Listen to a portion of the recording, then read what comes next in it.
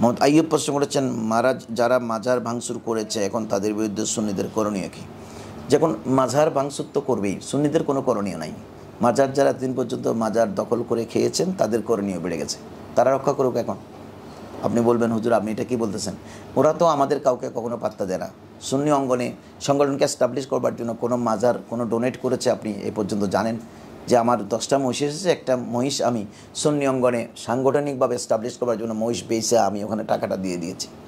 মহিষের বেলায় কিন্তু আপনি আর আমাদেরকে যে বিরিয়ানিটা দেয় ওরসের পরে যে বিরিয়ানি, ওখানে মাংসের দেখা নেই, গুসা হবেন না আপনি। ওখানে ওই যে হলুদ দিয়ে কোনো রকমের বাতগুলো একটু কালারিং করে চালিয়ে দিয়েছে, একটা ঘ্রাণ এনেছে, বিরিয়ানির ঘ্রাণ, গোস্ত খুঁজে পাবেন না। একটা মহিষ জবে করে 100 টাকা করেছে সুন্নিদের দুকা দেওয়ার জন্য, আবার বিক্রিও করে। তো আপনি ভাত বিক্রি করে মাজারে যে টাকা পাইছেন ওগুলা দিয়ে মাজার এখন রক্ষা করেন না, আপনি ফৌজ সৃষ্টি করেন। হ্যাঁ, মাজার আপনার বাহিনী কই? আপনার মুরিদান যারা ছিল গোস্ত খাইতে প্রত্যেকদিন, ওরা নাই? ওরা আসে না কেন মাজার রক্ষা করবার জন্য? মাজার এখন আল্লাহ রক্ষা করবে। সুন্নি অঙ্গনে আপনার কোনো অবদান নাই, আপনি বরঞ্চ আমাদের সমালোচনা করেন। আজকে বহু অঙ্গনে আপনি দেখেন আমাদেরকে মাহফিলে যেতে দিচ্ছে না। যেন ফটিকছড়িতে আমার 2-3টা মাহফিল ক্যান্সেল হয়েছে, বলে যে উনি আসতে পারবে না। তখন কর্তৃপক্ষ আমাকে আবার ফোন করে বললেন যে আমরা ডেটটা আপাতত স্থগিত করেছি, পরে আপনাকে জানাবো। তার মানে কি? আমি শুনেছি ডেটে কিন্তু মাহফিল হয়ে গেছে, অন্য বক্তা গিয়েছে, আমি যেতে পারিনি। কেন? আমি ওই যে মাজারে কুসংস্কারগুলোর বিরুদ্ধে কথা বলেছি।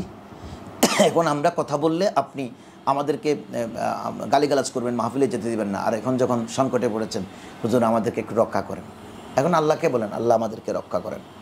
আর আপনাদের মুরিদ যারা মহিষ গরু নিয়ে আসে তাদেরকে বলেন আমাদেরকে রক্ষা করেন। মাজার রক্ষা করার জন্য এখন কেউ যাওয়ার দরকার নেই, আপনি কষ্ট নিয়েন না মনে। আপনি যদি মাজার রক্ষা করতে হয় তাহলে আপনাকে মাজারের আওলাদ যারা আছে তারা সাংগঠনিক মনে হতে হবে। আপনি কয়টা মাজারের আওলাদকে আপনি সুন্নি পাবেন এখন? ওরা হয়তো বিভিন্ন দল করে, বিভিন্ন দলের নেতা আছে, ক্ষমতাসীন বলেন, ক্ষমতার বাইরে যারা আছে ওখানে বিভিন্ন দলের নেতা কেতা আছে, আমাদের কেউ নেই। তো আপনি তাদেরকে এখন ডাকেন না, আপনি যে দলের নেতা সেই দলের কর্মীদেরকে ডাকেন না যে আমাদেরকে রক্ষা করেন। আপনি তো ইসলামী ফ্রন্ট করেন না, আপনি বা সুন্নি কোনো সংগঠন করেন না। মাজারের কোন আওলাদ নেতৃত্ব আছে আপনি দেখাই দেন। আর এখন মাজার রক্ষা করার জন্য আমাদের কোনো করণীয় নাই। আমাদের করণীয় হচ্ছে তাদেরকে গরু মহিষ দেওয়া বন্ধ করে দেওয়া, আল্লাহ ওলিদেরকে শ্রদ্ধা করা, মাঝে মধ্যে গিয়ে জিয়ারত করে আসা, তাদের সাথে কোনো সম্পর্ক না রাখা, আমাদের কর্মীদেরকে উদ্বুদ্ধ করা, কর্মীদেরকে সংগঠন মনা করা, সংগঠনকে অফিসিয়ালি চাঙ্গা করা। আশা করি বুঝেছেন। আপনাকে ধন্যবাদ।